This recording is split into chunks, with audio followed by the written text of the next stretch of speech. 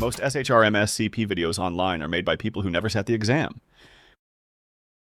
We built ours with people who passed, including the part where SHRM-SCP isn't right for everyone. This is the honest version of that conversation. You're watching this for one of three reasons. Profile 1, you're a senior HR professional considering SHRM-SCP, and you're trying to decide if it's the right next credential. Profile 2, you've already applied and you're trying to plan the next 12 weeks. Profile 3, you hold SHRM-CP and you're 3 years in, evaluating whether the upgrade to SCP is worth your time.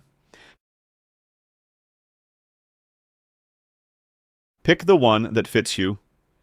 The rest of this video pays off based on which you picked. Here's the case for taking it. SHRM published data showing certified senior HR professionals earn 14 to 15% more than non-certified peers in equivalent roles. PayScale data across 3,444 SHRM-SCP holders puts the average base salary at $109,000. 68% of certified senior HR pros say the credential factored into a promotion. The math here is straightforward. About $18,000 a year extra on average for credentialed senior HR. The credential doesn't make you good at strategic HR. It signals to the C-suite that someone else thinks you are. Here's the case against. Don't take SHRM-SCP. If any of these is you, your work is implementing, not developing. If your day-to-day is executing HR policy rather than designing it, SHRM-CP is the right test. SCP would be testing above your work, and the BASK advanced indicators won't match anything in your experience. You're more than 3 years from needing it. SCP recertification is every 3 years, and PDCs cost time and money. Take it when it serves a near-term role transition, or stay current with CP if you have one. If you hold SPHR, and your employer doesn't care about SHRM specifically, if your industry recognizes HRCI credentials at the senior level, SPHR may be the better fit. The credentials test similar competencies through different lenses. None of these disqualify you from sitting. SHRM-SCP requires only 3 years of strategic HR experience and 1,000 hours per year of strategic level work. But sitting is different from sitting wisely. So if you've passed those filters, the question becomes, which SHRM exam?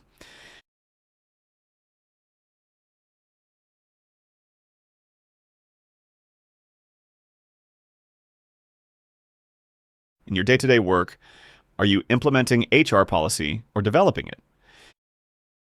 If you're implementing your CP, if you're developing your SCP, if you're doing both, you're probably SCP. Check the BASK advanced indicators before you commit.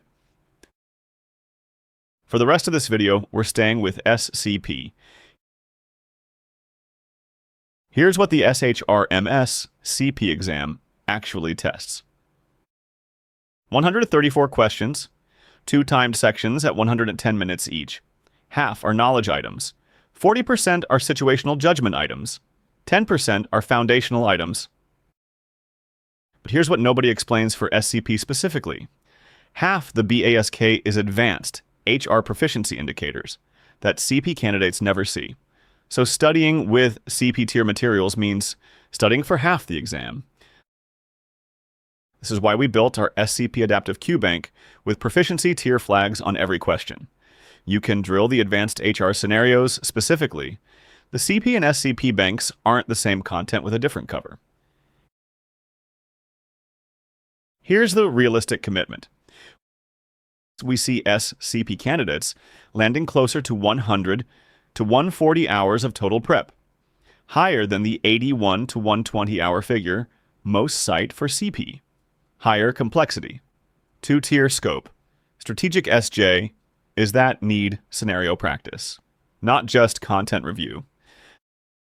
That math gets you to 9 to 11 hours per week across 12 to 16 weeks.